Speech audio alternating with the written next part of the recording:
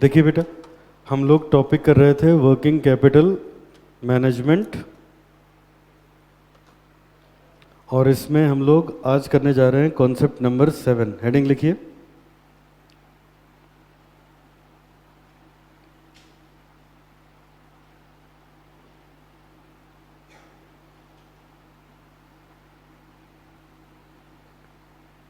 Concept number 7, और इसमें हम लोग पढ़ने जा रहे हैं बेटा calculation of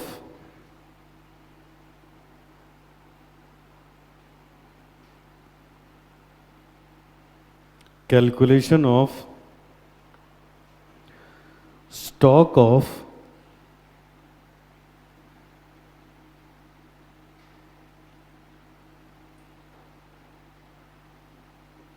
work in progress. Calculation of stock of work in progress लिखिए।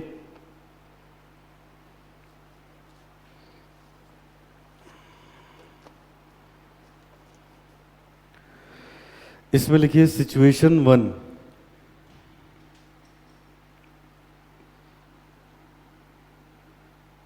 Situation 1,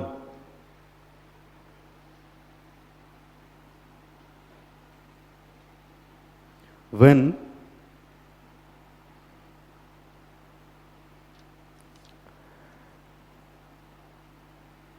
physical units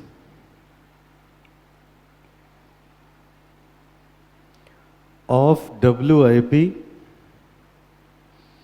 are not given in question,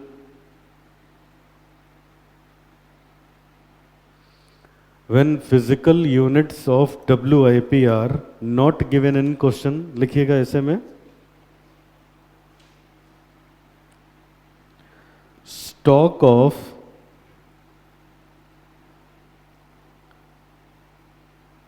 WIP equals to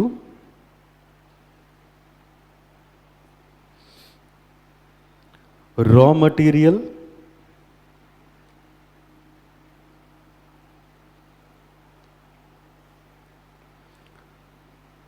plus wages plus manufacturing overhead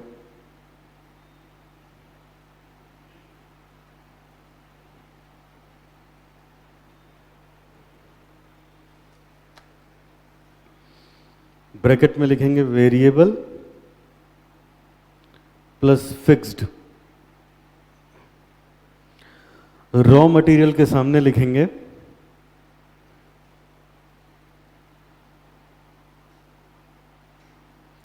annual cost of raw material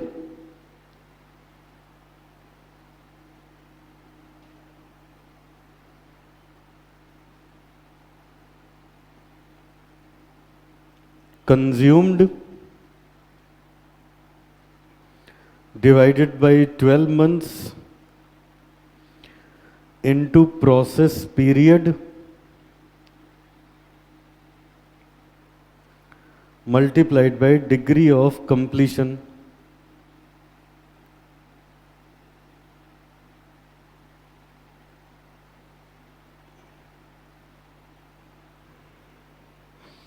wages में लिखिएगा annual wages divided by 12 months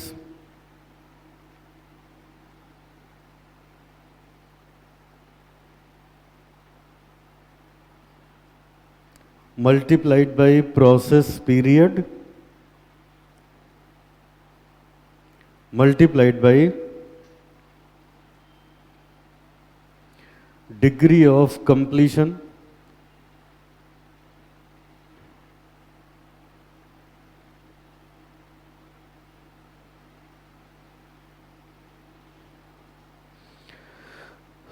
manufacturing overhead के सामने लिखिएगा annual manufacturing overhead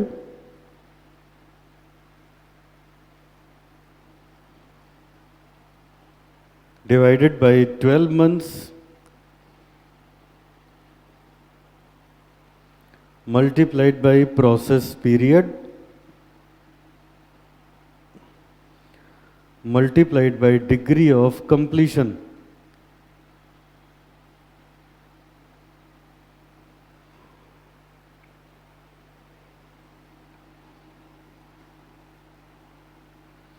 इन सब का जो सम होगा वो होगा WIP।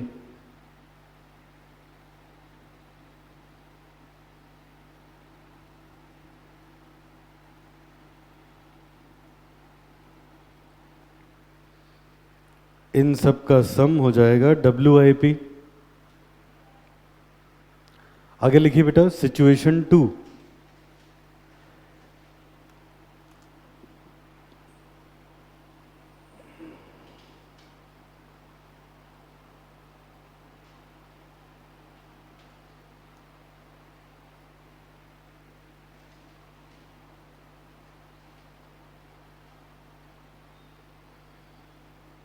लिखिए situation 2।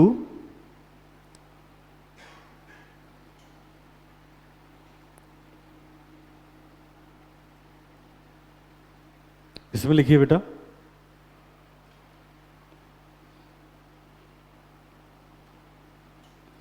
when physical units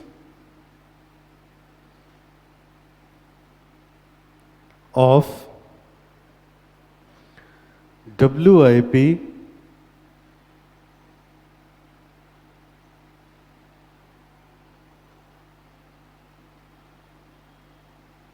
are given, when physical units of WIP are given। लिखिए इसमें बेटा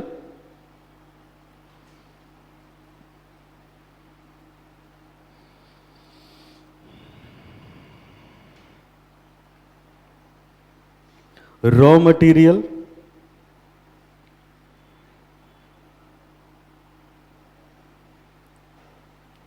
WIP units multiplied by degree of completion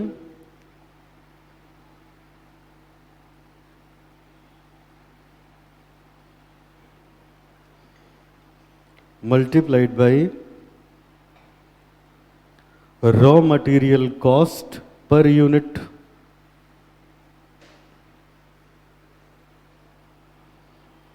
wages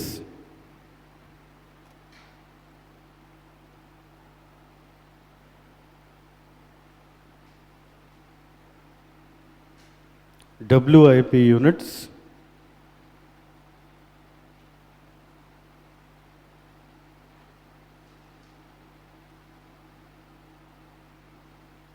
multiplied by degree of completion multiplied by labor cost per unit manufacturing overhead WIP units multiplied by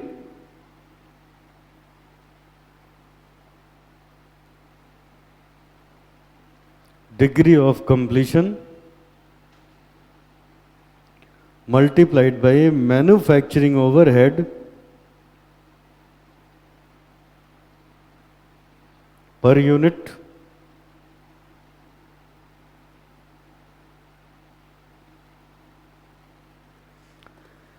इससे आ जाएगी value of WIP।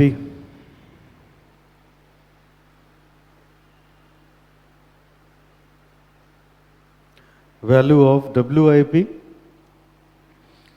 आगे लिखिए where degree of completion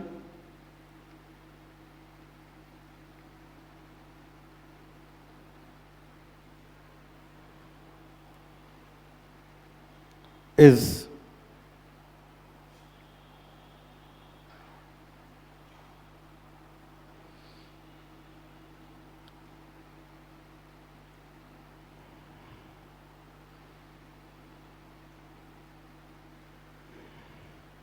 इसी के नीचे लिखिएगा unless otherwise,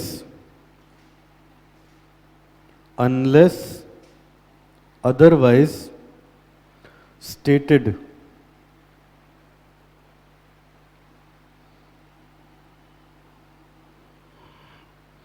raw material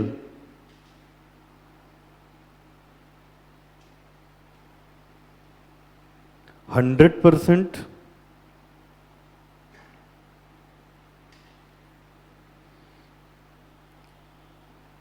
wages and manufacturing expenses 50%.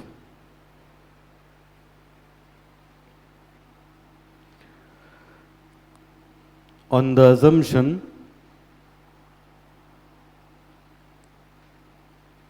that all raw material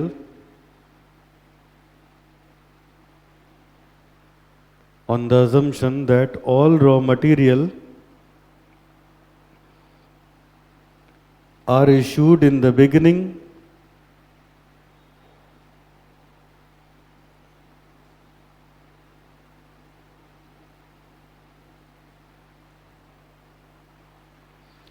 इसमें लिखेंगे 50% के आगे on the assumption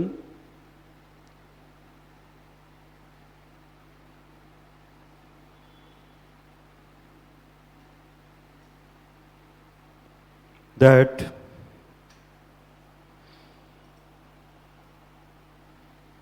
wages and manufacturing expenses are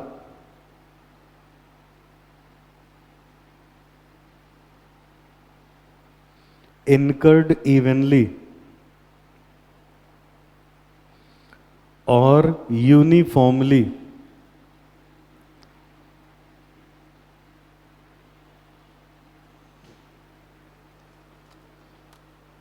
or uniformly.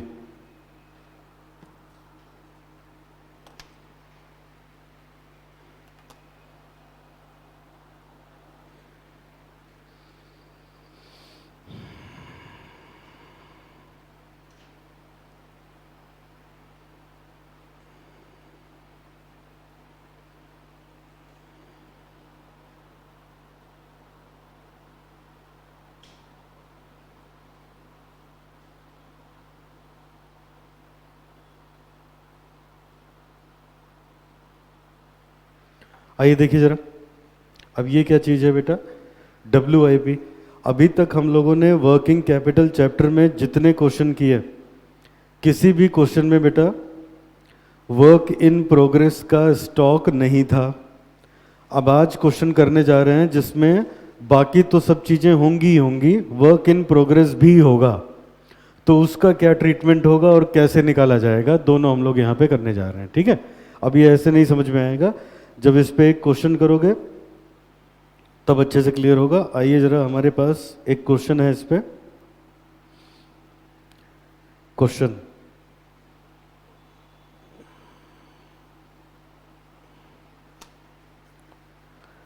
Third या फोर्थ क्वेश्चन है कोई, देखो जरा एक बार।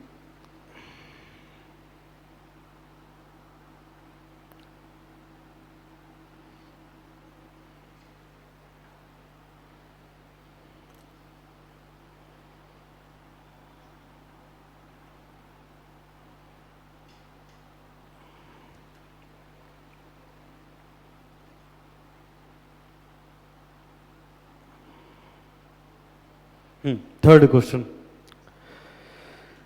क्वेश्चन नंबर 3 हम लोग करने जा रहे हैं। सब बच्चे देखिए,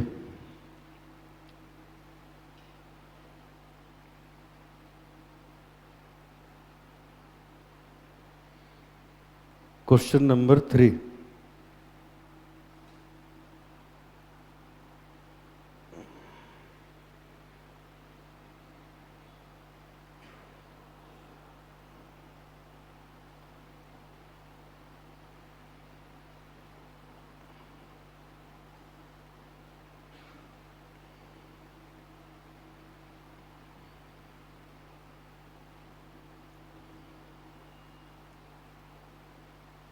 पढ़ो बेटा क्या लिखा है। ऑन फर्स्ट, इनकी लास्ट लाइन देख लो पहले, नहीं यहाँ नहीं लिखा, चलो। On 1st January managing director of N limited wishes to know the amount of working capital that will be required during the year. क्या क्या? From the following information prepare the working capital requirement forecast. वो कहते हैं working capital requirement की forecast करिए। क्या क्या?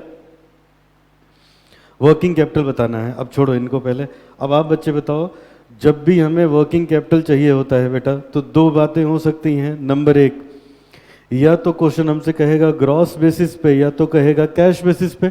कुछ नहीं कहेगा तो हम कैश बेसिस पे काम करेंगे। जब कैश बेसिस और ग्रॉस बेसिस में फ़र्क क्या होता है, हम नॉन कैश कॉस्ट को अपनी वर्किंग कैपिटल का हिस्सा मानते ही नहीं, तो डेप्रिसिएशन छोड़ देते हैं। वहाँ से फैक्ट्री ओवरहेड चेंज हो जाता है, फैक्ट्री ओवरहेड के बाद WIP की वैल्यूएशन चेंज, फिनिश्ड गुड्स की वैल्यूएशन चेंज, और डेटर्स कैलकुलेट होते हैं कॉस्ट ऑफ सेल्स पे, न कि सेल्स पे। ठीक है, तीन चीज़ें बदलती हैं। अच्छा, और हमें ये स्टेटमेंट बनाना होता है, तो एक नज़र डालते हैं इसमें, इसको चाहिए क्या, किस चीज़ पे ये कैलकुलेट कराना चाहता है। देखो जरा, क्या इनकी कोई स्पेसिफिक रिक्वायरमेंट है या नहीं? तो ऐसा कुछ कहा नहीं गया है बेटा, कोई बात नहीं। तो नहीं कहा है तो किस पे कैलकुलेट करोगे? कैश कॉस्ट बेसिस पे। आइए जरा कैश कॉस्ट बेसिस पे काम किया जाए।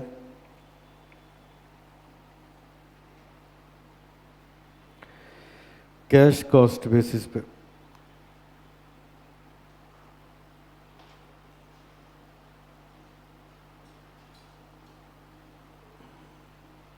थर्ड है ना बेटा क्वेश्चन?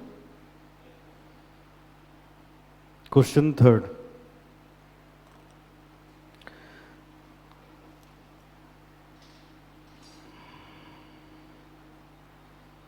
चलो वो स्टेटमेंट बनाना शुरू करो। स्टेटमेंट शोइंग वर्किंग कैपिटल, उसमें लिखो करंट एसेट, करंट लायबिलिटी, ये सब लिखना शुरू करो।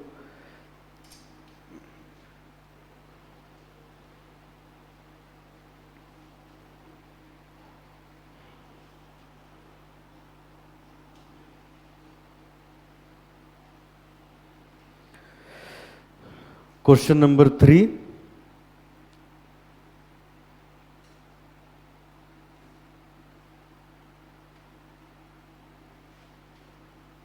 स्टेटमेंट शोइंग वर्किंग कैपिटल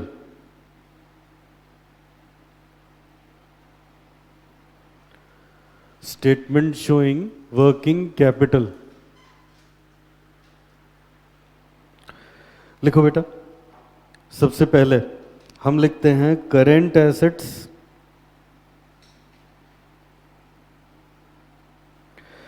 उसके बाद हम थोड़ा सा स्पेस छोड़ देते हैं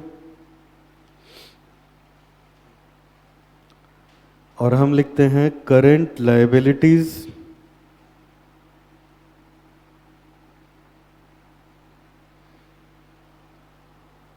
और फिर बेटा आगे बढ़ेंगे। देखिए अब जरा सब लोग,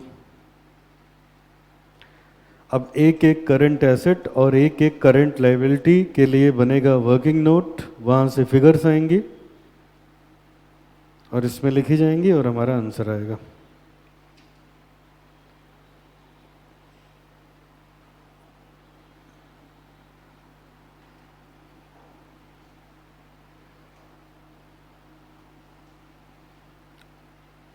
चलो देखो क्वेश्चन, वर्किंग नोट।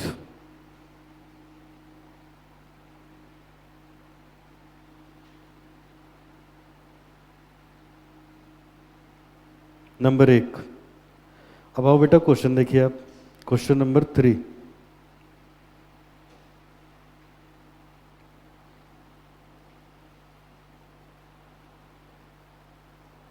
देखो लिखा है बेटा क्वेश्चन नंबर 3 में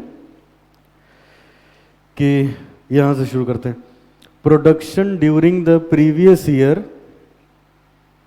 production during the previous year was 60,000 unit. It is planned that the level of activity that this level of activity would be maintained during the present year. अब ध्यान से सुनना, कह रहा है पिछले साल 60,000 यूनिट बनाई थी, उम्मीद ये है कि इस साल भी 60,000 यूनिट ही बनाएंगे।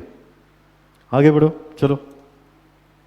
तो यूनिट दी है, कहता है expected ratio of the cost to selling price are this. इसका क्या मतलब हुआ? नंबर 1 देखो बेटा, वो कह रहा है रॉ मटेरियल,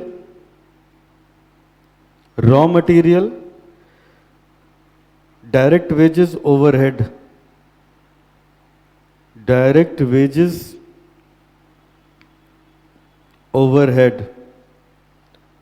स्क्रीन पे देखना, कह रहा है कि 60 सेलिंग प्राइस का अगर परसेंट निकालें तो 60% तो रॉ मटेरियल है, फिर कहता है 10% डायरेक्ट वेजेस है, फिर कहता है 20% का ओवरहेड है। तो ये तो जोड़ के 90% ही होता है। इसका मतलब प्रॉफिट है 10%, तब जाके 100% बनेगा सेलिंग प्राइस, 100% बनेगा सेलिंग प्राइस। अब देखते हैं कहीं सेलिंग प्राइस अगर दिया होगा तो वहीं से सब निकल जाएंगे। ये दे रखा है 5 रुपए, 5 रुपए का सेलिंग प्राइस है, देखो स्क्रीन पे 5 रुपए का सेलिंग प्राइस है। तो बेटा अगर यहां लिखते हैं, अगर 5 रुपए का सेलिंग प्राइस है तो 5 रुपए का 60%, 3 रुपए मटेरियल हो गया, और 50 पैसे का वेजेस हो गई, 1 रुपए का हो गया ये वेजेस, और हमारे पास 50 पैसे का हो गया प्रॉफिट। कुछ इस तरीके से इनका प्रोडक्ट की कॉस्ट आ रही है।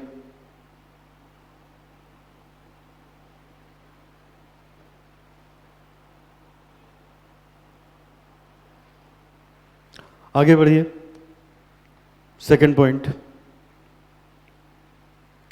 देखो क्या कह रहे हैं बेटा, raw material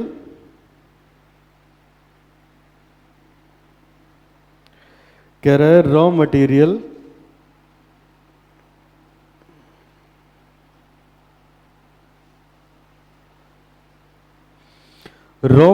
are expected to remain in the store on an average 2 months before the issue of production। देखो मेरी तरफ, हमेशा रॉ मटेरियल से 2 चीजें निकल के आती हैं। नंबर 1 रॉ मटेरियल का स्टॉक, नंबर 2 रॉ मटेरियल उधार पे खरीद के आता है तो क्रेडिटर्स फॉर मटेरियल। ठीक है, पढ़िएगा। कहते हैं रॉ मटेरियल हमारे पास स्टोर में पड़ा रहता है उतना जितना, sorry, on an average 2 month before the issue of production. कह रहे हैं प्रोडक्शन के लिए इशू होने से पहले 2 महीने मटेरियल इनके पास पड़ा रहता है। होता क्या है ना, कंपनी लेवल पे मटेरियल मंगवाया जाता है ज़्यादा, अब पता नहीं क्या ये बनाते हैं, हो सकता है सुखवाना उखवाना पड़ता हो मटेरियल, तो आएगा 2 महीने पड़ा रहेगा, 2 महीने बाद ही यूज़ हो पाएगा। समझ गए? अरे यार लिकर बनाते हैं, लिकर बनाने के लिए देखो उससे पहले कितना प्रोसेस करते हैं, कितने दिन तक स्टोर करके रखे रहते हैं, तो वो सब WIP पीरियड ही तो हो गया। वैसे रॉ मटेरियल है इनका। पढ़ो अब जरा, अब यहां आ जाओ। तो अगर मैं यहां से निकालूं stock of raw material,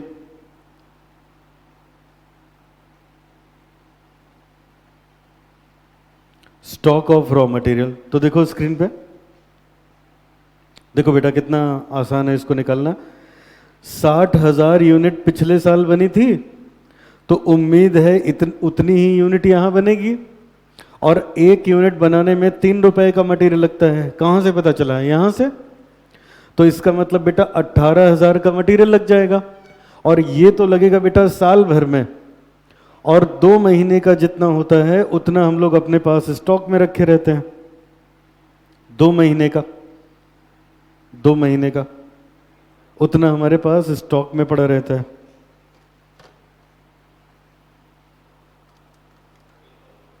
thirty 30,000 रुपए का आ गया मटेरियल का स्टॉक। और इसको हम करंट एसेट में लिख सकते हैं stock of raw material, stock of raw material 30,000। अब आइए देख लेते हैं क्रेडिटर्स भी होंगे तो इसी यहीं पे करते हुए चलो, स्क्रीन पे देखो। Credit allowed by creditor is 2 month from the date of delivery of the raw material. कह रहे हैं 2 महीने का जो हमारे क्रेडिटर्स हैं ये उधार दे देते हैं। तो आइए जरा यहां नीचे मैंने निकाल लिया creditors for raw material,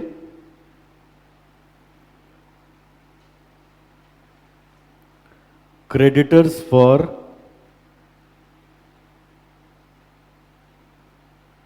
raw material. देखो बेटा 60,000 यूनिट्स हम लोग बना रहे हैं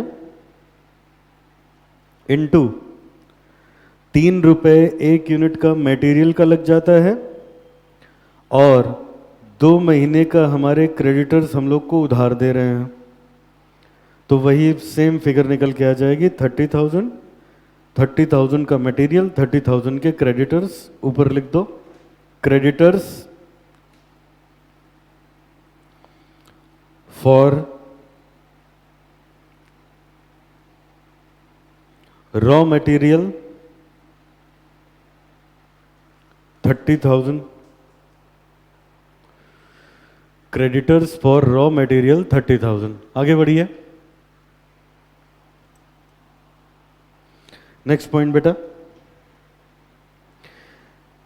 ये हो गया। अब देखो ऊपर कुछ था तो नहीं, नहीं इसके ऊपर तो वही लिखा है ना, इसको थोड़ा सा ऊपर नीचे करने में प्रॉब्लम हो रही है बेटा। इसके ऊपर तो वही सब लिखा था ना कि कितने कितने यूनिट बनाया है ना। चलो आगे बढ़ो, अब यहां से शुरू करो। आइए अब नेक्स्ट पॉइंट बेटा, ईच यूनिट, ये मैं अभी करना चाहता नहीं, ठीक है। अच्छा ये बताओ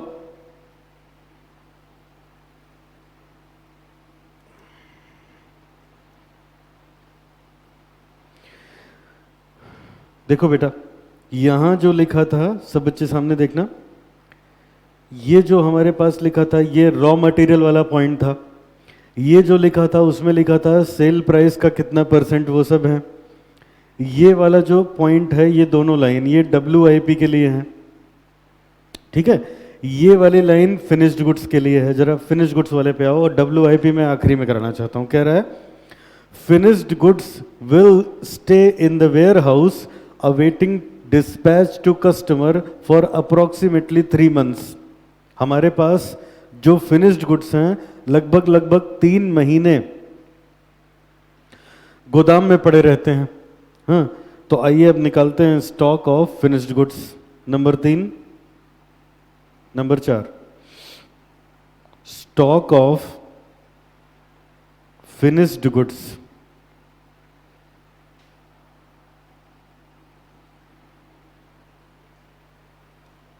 स्टॉक ऑफ फिनिश्ड गुड्स। अब ये बताओ बेटा, स्क्रीन पे देखना जरा, 60,000 यूनिट हम लोगों ने बनाई, 60,000 यूनिट बनाई। देखो स्क्रीन पे, नहीं तो नहीं आएगा। 60,000 यूनिट, एक यूनिट बनाने में, फिनिश्ड गुड्स की एक यूनिट बनाने में, फिनिश्ड गुड्स की एक यूनिट बनाने में इतने पैसे लग जाते हैं। यही तो कॉस्ट है।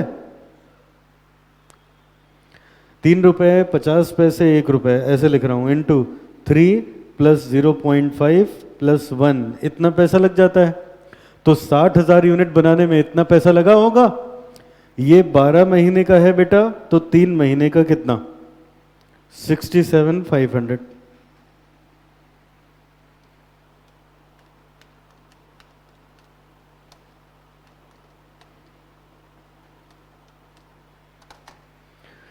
ये फिनिश गुड्स आ गया। आ जाओ जरा, अब यहां लिखो स्टॉक ऑफ फिनिश्ड गुड्स।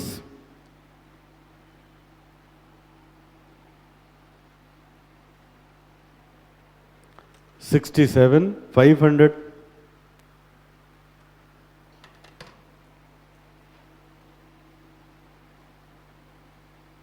आगे नेक्स्ट। अब बेटा एक काम करना, यही फिनिश्ड गुड्स मैं अभी एक तरीके से और निकलवाऊंगा आपको। तो 4-5 लाइन कम से कम छोड़ देना उसके लिए, खाली कॉन्सेप्चुअल क्लियरिटी के लिए। आगे बढ़िए जरा। फिनिश्ड गुड्स के बाद अगला पॉइंट हमारे पास आता है, ये देखो क्या कह रहा है बेटा, credit allowed to debtor is 3 month from the date of dispatch. हम अपने डेटर्स को 3 महीने का उधार देते हैं। आइए जरा, तो हमने यहां कर लिया calculation of debtor, working note number 6।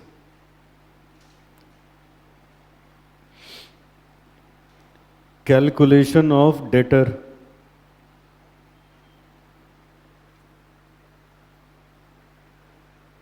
Calculation of debtor, ध्यान दीजिए। देखो बेटा,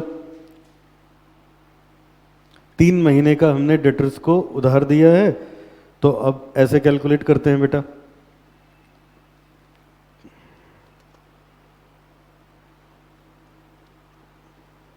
देखो 60,000 यूनिट्स हम बनाते हैं। अच्छा मुझे बता दो, कौन से बेसिस पे करेंगे वर्किंग कैपिटल? कैश कॉस्ट पे, तो उसमें प्रॉफिट आएगा नहीं।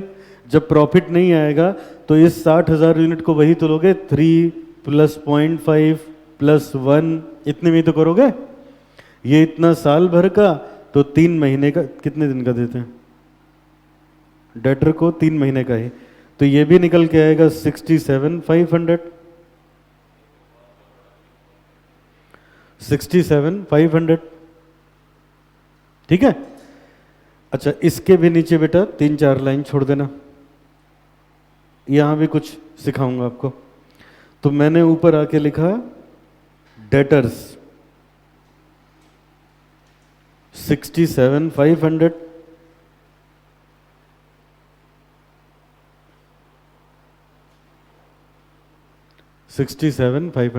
आगे बढ़े। नेक्स्ट पॉइंट देखो, डेटर भी हो गया। अब यहां पढ़ना जरा, wages and overhead are paid first of each month for the previous month.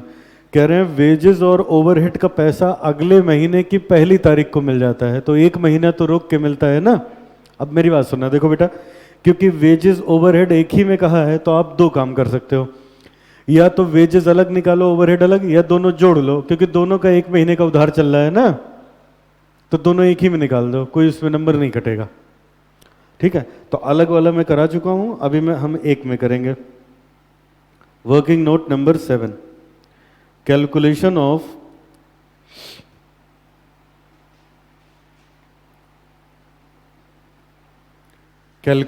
Of outstanding wages and overhead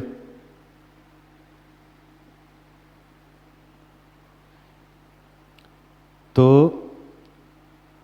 outstanding wages and overhead. अब बेटा अगर आप ध्यान दो तो साल भर में 60,000 यूनिट बनाई है, और ये देखो अपनी स्क्रीन पे 50 पैसे की वेजेस और 1 रुपए का ओवरहेड लगता है। तो अगर मैं इसको 1.5 से मल्टीप्लाई कर दूं, 0.5 + 1, तो ये हो तो गया ना वेजेस एंड ओवरहेड। अगर ये 12 महीने का, तो 1 महीने का। 60,000 इंटू 1.5 डिवाइडेड बाई 12, 7,500।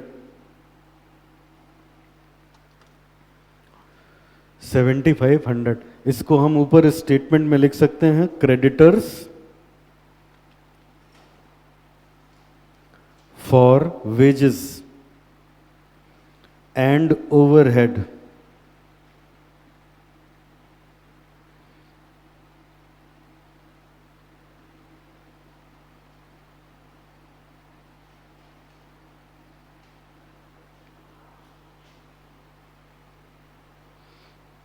आगे बढ़िए।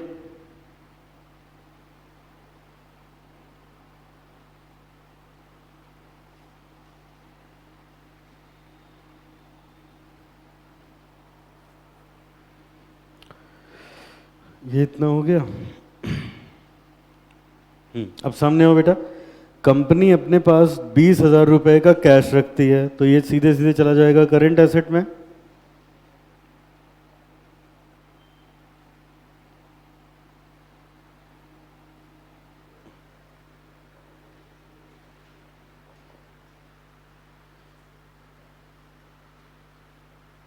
नेक्स्ट, अब इधर देखो बेटा, अब यही WIP बचा है, आइए अब WIP निकालते हैं।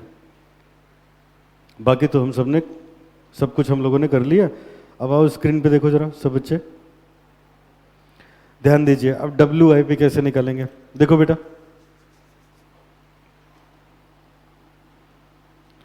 तो अब हम लोग अपना आखिरी वर्किंग नोट बनाएंगे 8 number, calculation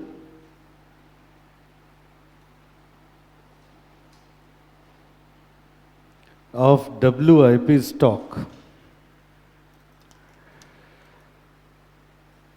calculation of WIP stock।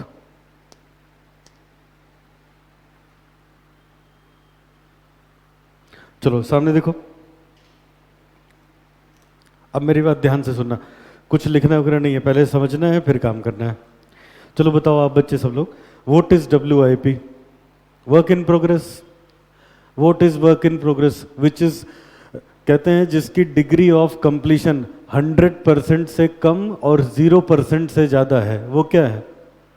वो WIP है। अब सुनो बेटा, तो WIP में हमेशा डिग्री ऑफ कंप्लीशन होती है। जैसे देखो ऐसे हो रहा था, आपको कोई भी चीज़ निकालना हुआ तो आपने 60,000 को मल्टीप्लाई कर दिया, 60,000 कंप्लीटेड यूनिट थी। लेकिन जब WIP निकाली जाएगी तो WIP वो होता है जो अभी जिसमें काम पूरा नहीं हुआ। तो WIP हम कैसे करते हैं? हम ऐसे करते हैं, देखो WIP हम ऐसे करते हैं, आज आपने लिखा है, आइए देखिए WIP कैसे करते हो। जैसे ध्यान से सुनिएगा, जो WIP गुड्स है वो 3 चीजों से मिलके बनता है, raw material, work in progress और ओवरहेड। अरे सुनो बेटा, जिससे मिलके फिनिश गुड्स बनता है उसी से वो भी बनता है, थोड़ा सा काम रह गया है इसीलिए WIP है, और क्या, समझ गए ना? तो there are 3 component of WIP, one is your raw material, another one is wages, another one is manufacturing overhead. अब हम क्या करते हैं, देखो ऐसे, हम ऐसे करते हैं, आप ये सब हो गया। अब सुनो, ऐसा है, हमेशा हमें क्वेश्चन में WIP की डिग्री ऑफ कंप्लीशन चाहिए। डिग्री ऑफ कंप्लीशन का मतलब क्या हुआ, एक बात बताओ, जब आप लोगों ने CA ज्वाइन किया, जिस दिन रजिस्ट्रेशन करवा लिया, फाउंडेशन की क्लासेस शुरू कर दी, उस दिन भी WIP था। इंटरमीडिएट का ग्रुप 1 भी WIP था, ग्रुप 2 भी WIP है, फाइनल का ग्रुप 1 भी WIP है, ग्रुप 2 भी WIP है, लेकिन डिग्री के करीब पहुंचते जा रहे हो ना। तो कभी डिग्री 0% थी, कभी 20% हो गई, कभी 50 हो गई, कभी 70 हो गई, कभी 90 हो गई, एंड सो ऑन। तो हमेशा WIP की डिग्री ऑफ कंप्लीशन होती है, वो क्वेश्चन हमें बताएगा। मैंने 2 बातें आपको बताई अभी तक, क्या क्या? नंबर एक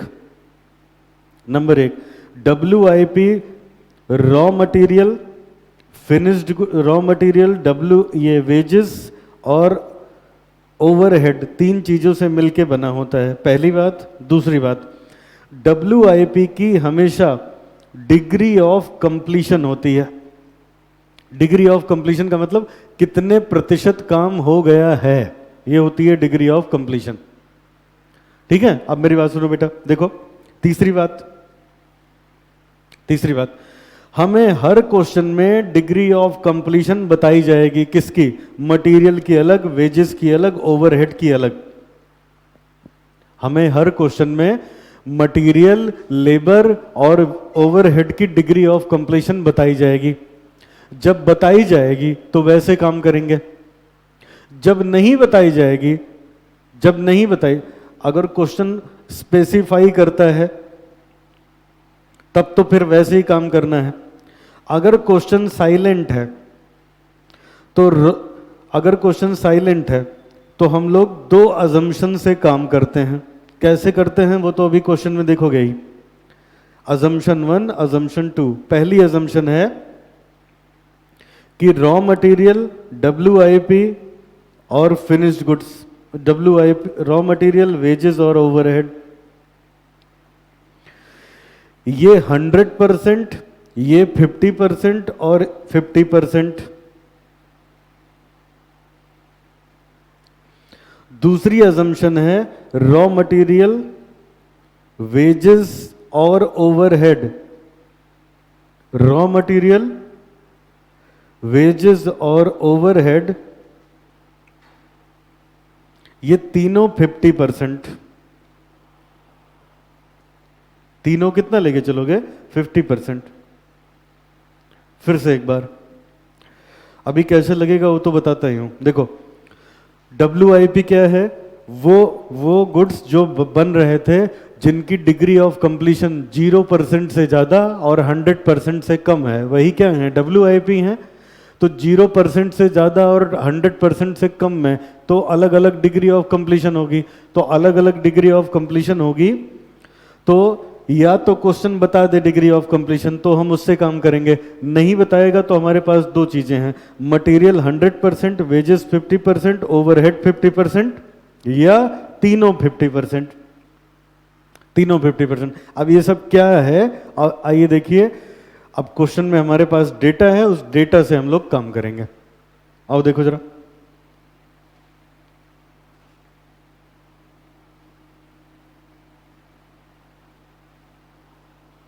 स्क्रीन पे देखिए। अच्छा, एक और आखिरी बात, WIP में दो बातें होंगी। कभी कभी WIP की यूनिट दी होगी, जैसे ऐसे कहेगा 2000 यूनिट्स आर इन प्रोसेस। कभी कभी यूनिट नहीं देगा, कभी कभी यूनिट देगा तब ऐसे काम करना होगा, कभी कभी यूनिट नहीं देगा तो ऐसे काम करना होगा। तो क्वेश्चन में आपको पहचानना होगा कि यूनिट दी है कि नहीं दी है। हमने अभी किन किन बातों पे चर्चा करी, मिक्स मत करना। देखो, पहली चीज मैंने आपके दिमाग में डाला, रॉ मटेरियल तीन चीजों से बना है, चाहे यूनिट दी जाए चाहे यूनिट न दी जाए। बात सही है कि नहीं? दूसरा, मैंने ये डिग्री ऑफ कंप्लीशन पे एक चर्चा करी आपसे। डिग्री ऑफ कंप्लीशन यहां भी है, डिग्री ऑफ कंप्लीशन यहां भी है। मैंने कहा जब क्वेश्चन में दिया होगा तो वो मान के चलेंगे, नहीं दिया होगा तो दो अजम्पशन, मटेरियल 100, लेबर ओवरहेड 50-50, या तीनों 50-50 मान के चलेंगे। सारा लॉजिक अभी सीखोगे। अब आइए जरा क्वेश्चन पढ़ते हैं, देखते हैं हमारे क्वेश्चन में क्या स्थिति बन रही है। देखिए सामने देखो, each unit is expected to be in process for 1 month. कह रहे हैं बेटा हर एक यूनिट लगभग 1 महीने के लिए प्रोसेस में होती है, 1 महीने के लिए प्रोसेस में होती है। अब इसका मतलब जान रहे हो, 1 महीने के लिए प्रोसेस में होती है। कह रहा है each unit is expected to be in process for 1 month. तो 1 मंथ का मतलब क्या हुआ, पहले मैं ये बता दूं। देखिएगा, इसका मतलब हमारा जो WIP है वो रॉ मटेरियल से मिल के बना है, हमारा जो WIP है वो लेबर से मिल के बना है, हमारा जो WIP है वो ओवरहेड से मिल के बना है। बाकी सब चीज़ें तो अपनी जगह, बाकी सब चीज़ें अपनी जगह, लेकिन 1 महीने का जो WIP है वो 1 महीने का है। ये क्वेश्चन ने बताया, ये रहता है 1 महीने का है। इतना तो ठीक है ना? और क्या लिखना है उस पर भी आते हैं, देखते हैं क्या क्या है। और पढ़ो जरा, कहते हैं, ध्यान से सुनना। तो 1 महीने का, तो 1 महीने का मतलब क्या है, जरा इसका लॉजिक समझो। क्लास में हो बेटा, क्लास में हो। इसका मतलब क्या है, देखो जरा ध्यान से सुनो। हम साल भर में 60,000 यूनिट बनाते हैं। भाई उसने WIP की यूनिट तो बताई नहीं, उसने ये कह दिया हर यूनिट 1 महीने प्रोसेस में रहती है, हर यूनिट 1 महीने प्रोसेस में रहती है। तो सुनो, 60,000 यूनिट बनाते हैं, ये 60,000 यूनिट बनाते हैं। इसमें 3 रुपए का मटेरियल, 50 पैसे की लेबर, 1 रुपए का ओवरहेड लगता है, अगर मैं गलत नहीं हूं तो 3.51, ठीक है, ये लगता है। ध्यान से सुनो। तो साल भर में बेटा 1,80,000 का लग जाता है मटेरियल, 30,000 की लग जाती है वेजेस और 60,000 का लग जाता है ओवरहेड। ठीक है, ध्यान से सुनना। ये 12 महीने में लगता है तो एक महीने का कितना, लिखना नहीं कॉपी पे, ये 12 महीने का तो एक महीने का कितना, ये 12 महीने का तो एक महीने का कितना। अभी तक हमने ये लिखा है, लेकिन समस्या ये है ये फिनिश्ड गुड्स नहीं है, ये वर्क इन प्रोग्रेस है। तो वर्क इन प्रोग्रेस का मतलब क्या होता है, जिस पे काम अधूरा हुआ है। काम अधूरा होने का क्या मतलब हुआ, सुनो। जैसे मान लो जिन जिन सीट्स पे आप बैठे हो ये सीट्स मैन्युफैक्चर हो रही थी, तो क्या हुआ, प्लाईवुड आ गया, प्लाईवुड आ गया, प्लाईवुड कट गया, असेंबल नहीं हुआ है, कट गया। तो जब कट गया तो अब वापस नहीं होगा, तो मान लिया जाता है कि मटेरियल 100% यूज हो गया, लगा चाहे ना लगा। ऊपर आ जाओ बेटा, इसे फोन आ रहे हैं कई सारे, देखो। ठीक है, देखो तो क्या बोला मैंने, ध्यान से सुनिए। तो जो मटेरियल है, प्लाईवुड आया, प्लाईवुड की कटिंग हो गई, कटिंग हो गई, कटिंग हो गई, तो हम ये मान के चलेंगे कि 100% मटेरियल यूज हो गया। जरा यहां हो, देखो जहां मैंने अभी समझाया था, ये रहा, ये देखो। हम मान के चलेंगे मटेरियल 100% कंज्यूम हो गया, ठीक है। और क्योंकि मान लो ये सारी सीट्स WIP में है, तो इस पे कुछ ना कुछ काम तो बाकी होगा। तो मान लेंगे मजदूरों ने अपना आधा काम किया, ऐसा मान लेंगे। कुछ और होगा तो क्वेश्चन खुद ही बताएगा, ठीक है। मतलब पूरी सीट की मुझे जितनी पेमेंट करनी थी मजदूरों को, मैंने उसकी आधी पेमेंट करी होगी, ऐसा मान लेंगे। तो वेजेस हो गई 50% और ओवरहेड भी कितना गया होगा, 50%।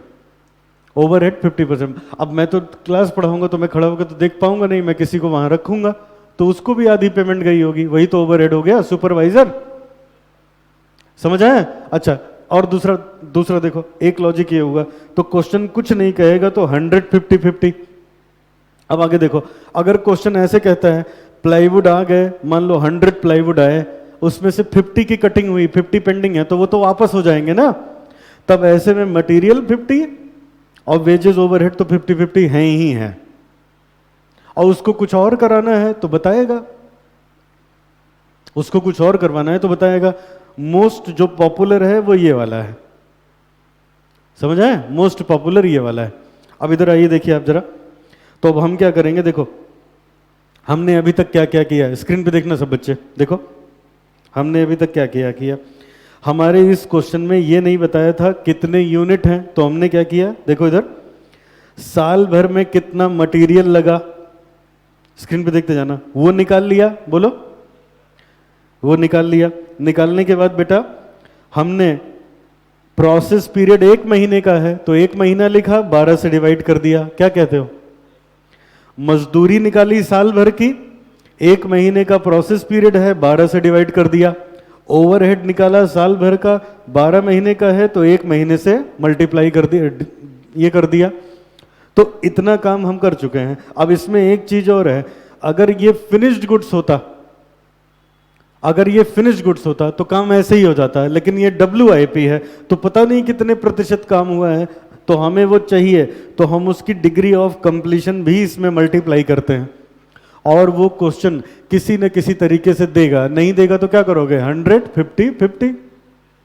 ठीक है, अब पढ़ो जरा अपना क्वेश्चन, देखो कहता है the raw materials being fade into the pipeline immediately, material and labour cost accruing evenly during the month. बता दिया इसने, कह रहे हैं मटेरियल तुरंत पाइपलाइन में लगा देते हैं। इसका मतलब हुआ, स्क्रीन पे देखते जाओ, इसका मतलब हो गया ये देखो, 100% on the assumption that raw material are issued in the beginning. समझ गए ना? Raw material are issued in the beginning. बेटा मान लो घर पे कोई पार्टी है, स्वीट्स बनवानी है, स्वीट्स, आपने किसी को बुलाया तो चुपचाप बैठा ही तो रहेगा जब तक मटेरियल ला के नहीं दोगे। बिना मटेरियल के उसका काम ही नहीं शुरू हो पाएगा। तो raw materials are fed in the beginning into the pipeline, इसका मतलब मटेरियल पहले आ गया तो उसने प्रोसेस कर दिया होगा, तो मटेरियल 100%। ठीक है, और इधर देखो कहाँ गया, labour and overhead accruing evenly during the month, इसका मतलब मजदूरी और ओवरहेड जैसे जैसे काम होता है वैसे वैसे उसका पेमेंट जाता है, तो उसका मतलब हुआ 50%। एवरेज निकालेंगे ना, कहां तक करेंगे, ये देखो, on the assumption that the wages and manufacturing accrue evenly और यूनिफॉर्मली, तो जब ये दिया हो तो 50%, तो इसका मतलब क्या हुआ, देखो स्क्रीन पे, इसका मतलब हुआ कि मटेरियल पे 100% काम हो गया है, लेकिन इस पे 50-50% अभी काम हुआ है। अब ये कैलकुलेट करके ऐड कर लेंगे तो निकल के आ जाएगा what is the stock of WIP। समझ में आई बात, निकालिए।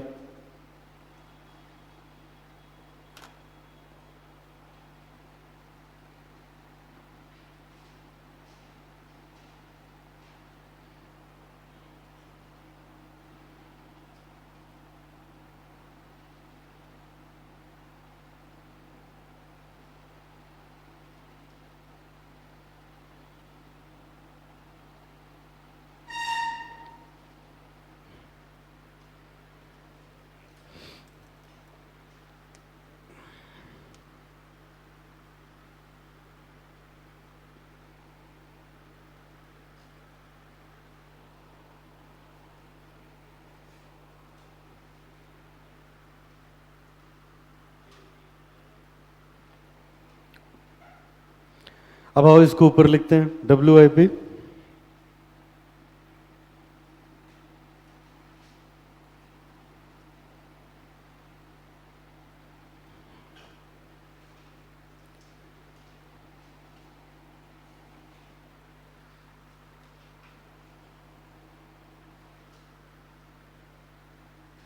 ठीक है बेटा। अब रुक जाओ जरा, अब देखो आंसर वांसर तो आ ही जाएगा, आंसर में कोई दिक्कत नहीं है। अब 2-3 चीजें और समझ लो जरा, जिसमें हमें कंफ्यूजन आता है। ठीक है, अब स्क्रीन पे देखो, नंबर 1, सर आपने WIP ऐसे निकलवाया तो फिनिश गुड्स भी तो ऐसे निकल सकता था। बिल्कुल निकल सकता है, जहां डिग्री ऑफ कंप्लीशन है वहां 100% लिख दो, वो भी आ जाएगा, क्योंकि फिनिश गुड्स की डिग्री ऑफ कंप्लीशन कितनी होती है, 100%। वो भी किससे मिलके बनता है, मटेरियल लेबर ओवरहेड, तो निकाल देते हैं। ये देखो मैंने तो जगह छोड़ी थी, ये देखो, अब मैंने ऐसे लिखा, raw material wages overhead 60,000 unit हम बनाते हैं साल भर में, 60,000 यूनिट, 60,000 यूनिट, जिसमें 3 रुपए का मटेरियल, 50 पैसे की वेजेस और 1 रुपए का ओवरहेड लगता है, और फिनिश गुड्स हम अपने पास रखते हैं 3 महीने का। ये देखो लिखा था ना 3 महीने का, तो मैंने इसको कर दिया 3/12, मैंने इसको कर दिया 3/12, और इसकी डिग्री ऑफ कंप्लीशन 100% है, तो लिखो न लिखो आएगा वही।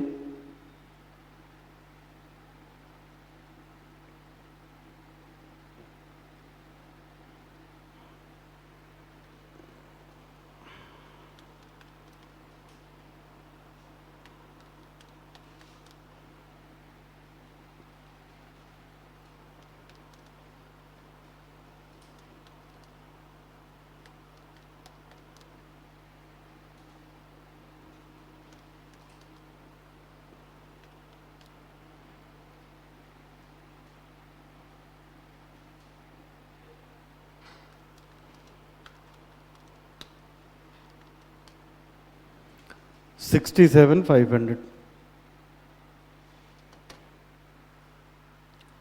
और ये देखो यहां भी वही आ रहा था, तो ये हम इसको ऐसे भी निकाल सकते थे। दूसरी चीज, तीसरा, तीसरा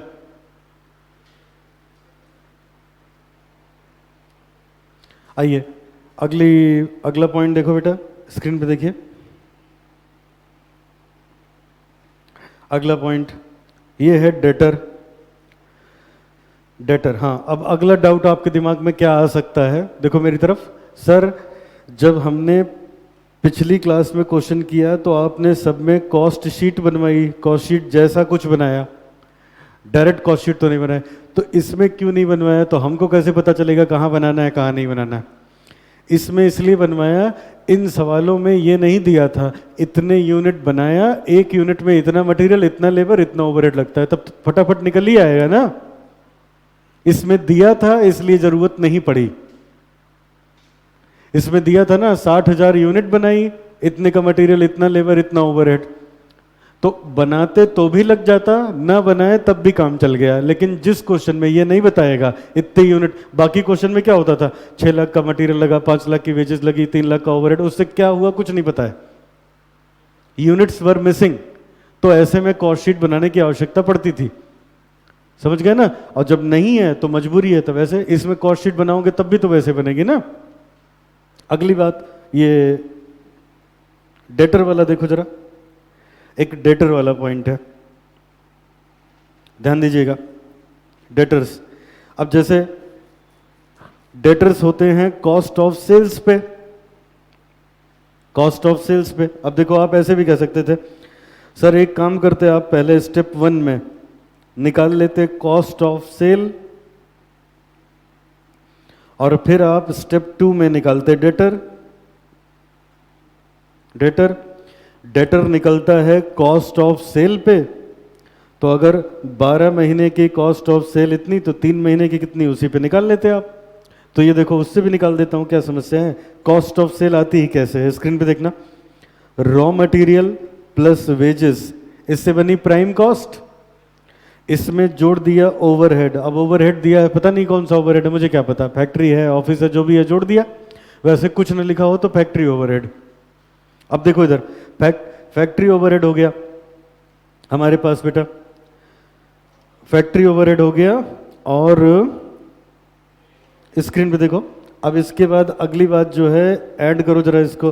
तो रॉ मटेरियल अपने पास देखो 60,000 यूनिट बनाई, 3 के हिसाब से 1,80,000 का, 50 पैसे के हिसाब से 30,000 की वेजेस, और 1 रुपए के हिसाब से 60,000 का ओवरहेड। इसको करोगे आप तब भी ये 2,70,000 ही आएगा। और अगर आप 2,70,000 पे 3/12 करोगे तो भी आंसर वही आएगा।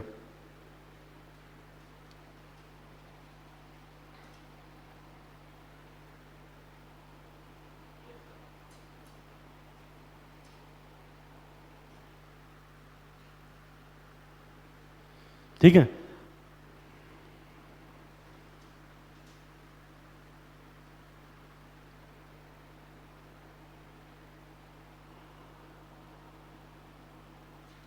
आगे देखो नेक्स्ट, स्क्रीन पे देखिए बेटा। अगली बात, सर अगर इसमें कॉस्ट शीट बना लेते तब, बना देते हैं वो भी, मन में कोई डाउट ना रह जाए, लेकिन क्यों नहीं बनाया समझ पा रहे थे। एक तो कितने यूनिट बनाए ये दिया है, दूसरा ये भी दिया था मटेरियल 1 यूनिट पे इतना, वेजेस इतनी, ओवरहेड इतना, तो आसान था। मान लो बनाते, लो कॉस्ट शीट भी बना दी, कॉस्ट शीट भी बना दी। Direct material consumed,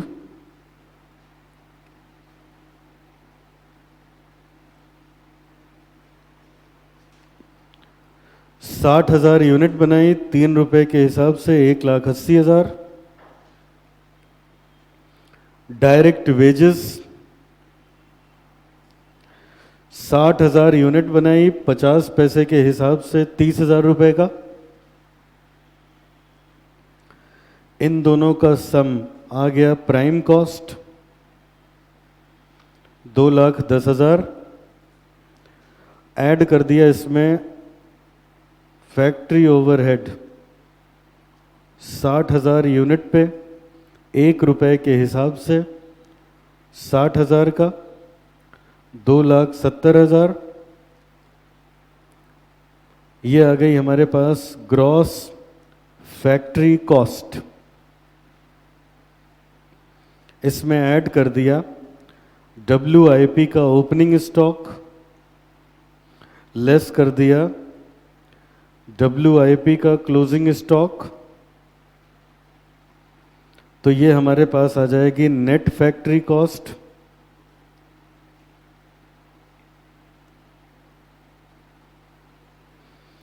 administration overhead हमारे पास है नहीं, तो यही हो जाएगी कॉस्ट ऑफ प्रोडक्शन।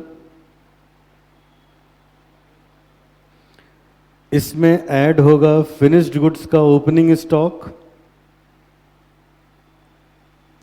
इसमें लेस होगा फिनिश्ड गुड्स का क्लोजिंग स्टॉक,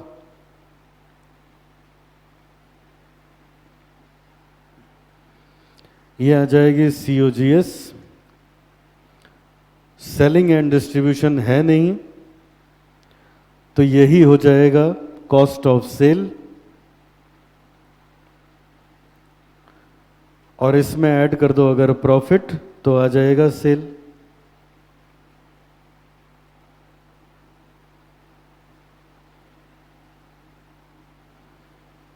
अब आइए एक एक चीज में लिखते जाते हैं। सबसे पहले WIP ये रहा 18,750। स्क्रीन पे जरा देखना एक बात मेरी, ये लाइन क्या लिखा है, देखो इधर, ये इंपॉर्टेंट पॉइंट है। कहते हैं हर यूनिट एक महीने के लिए WIP में रहती है, मटेरियल शुरुआत में लग जाता है, लेबर ओवरहेड बाद में लगते हैं। तो इसका मतलब ये WIP के क्लोजिंग स्टॉक की बात कर रहा है, ऐसा इसके लिए होता है। तो बेटा जो आज का क्लोजिंग है वही तो कल का ओपनिंग है, और कौन सा इस सवाल में लिखा है कि ये पहला साल है इनका, तो इसका मतलब यही जितने का क्लोजिंग उतने का ओपनिंग, कट गए दोनों। समझ आए? सेम चीज हो जाएगी फिनिश गुड्स के साथ 18750। तो यहां भी लिखेंगे 18750, यहां भी लिखेंगे 18750, फिर से ये 2,70,000 ही रह जाएगा, ये भी 2,70,000 रह जाएगा। फिनिश्ड गुड्स जितना क्लोजिंग उतना ही ओपनिंग। फिनिश्ड गुड्स आया है 67,500 का, 67,500, 67,500, 2,70,000, 2,70,000, और 60,000 यूनिट हम लोगों ने बेचा है 5 रुपए के हिसाब से, 3 लाख में बेचा तो 30,000 का मुनाफा आया।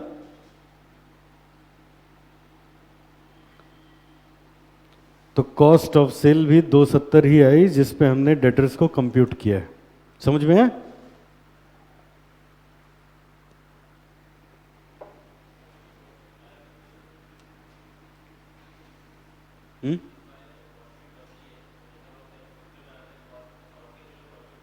दोनों में डिफरेंस है बेटा। इसमें अलग। अच्छा बन गया ये। अब ऊपर वाला आंसर और कंप्लीट कर लेते हैं।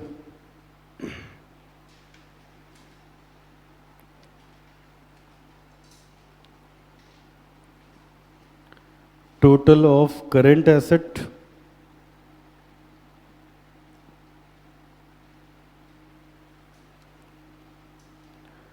Total of current liability,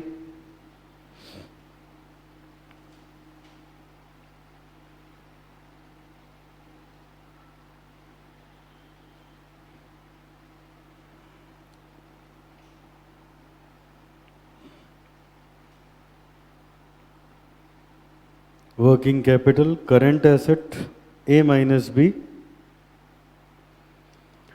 current asset का टोटल आ गया 2,03,750, 3,75,00, 1,66,250।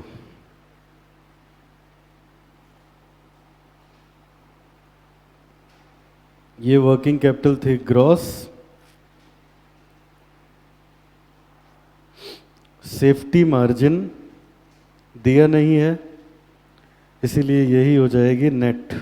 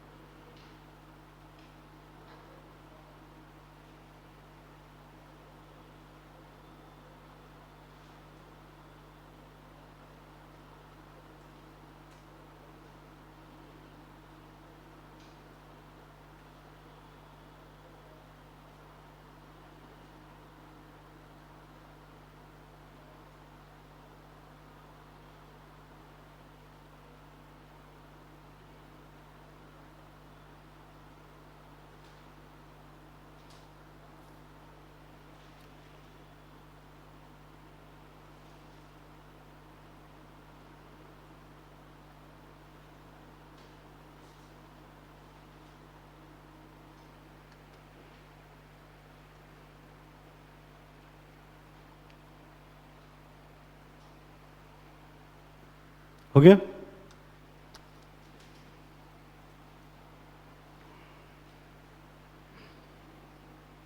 तो इस तरीके से बेटा ट्रीटमेंट होगा WIP का। अब आगे बढ़िए जरा, next point.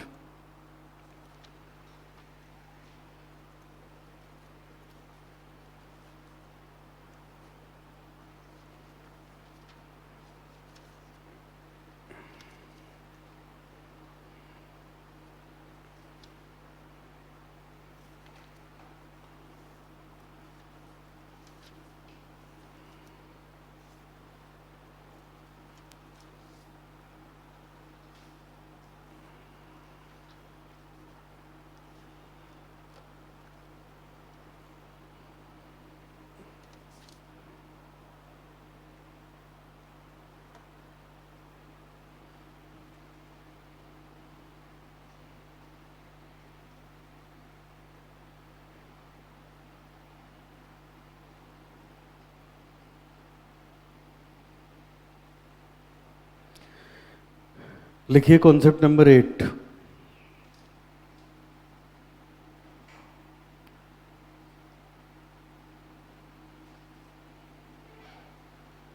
Valuation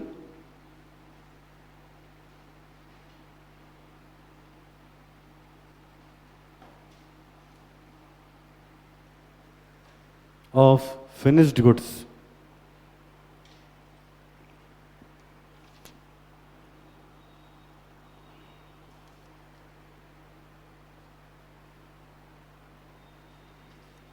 situation 1,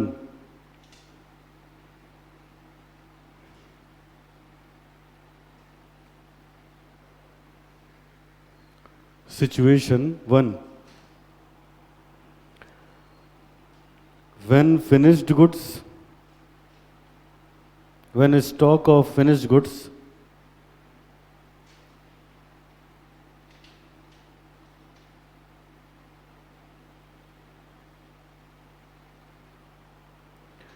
is valued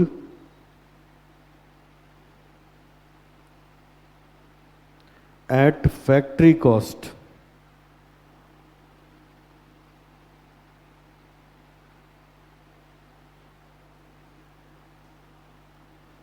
when stock of finished goods is valued at factory cost,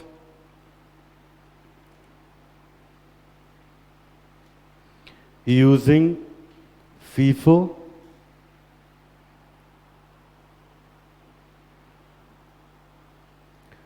net factory cost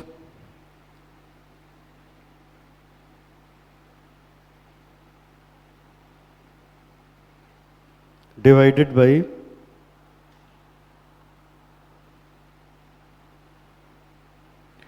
number of units of finished goods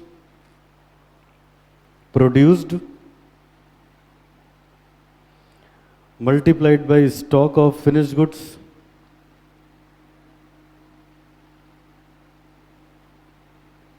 in units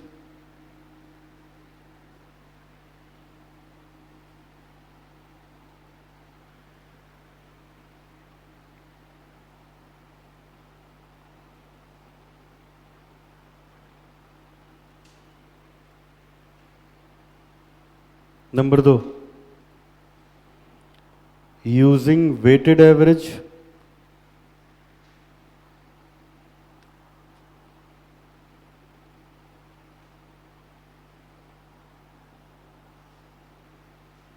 net factory cost plus cost of opening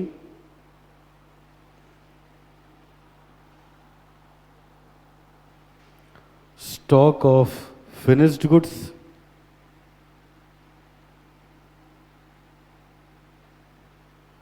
divided by number of units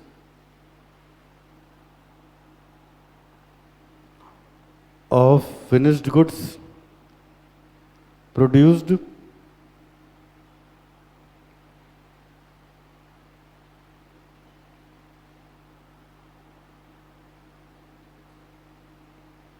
plus opening stock of finished goods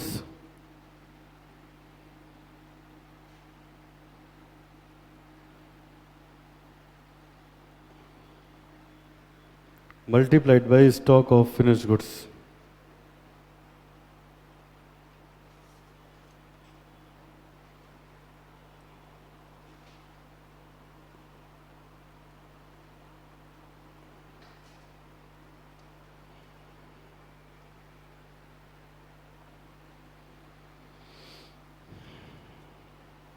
Situation 2.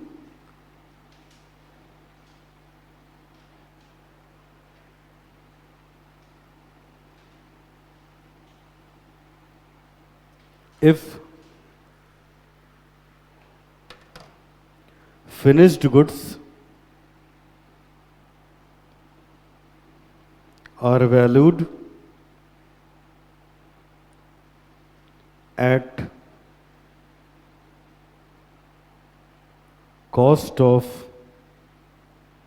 goods produced or cost of production, bracket में लिखिएगा including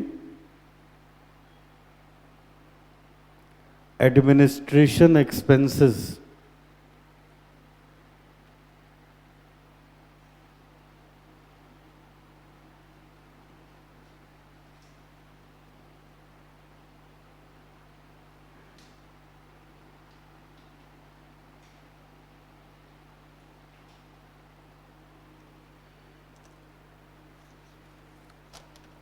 अब यहाँ से करेंगे next class में।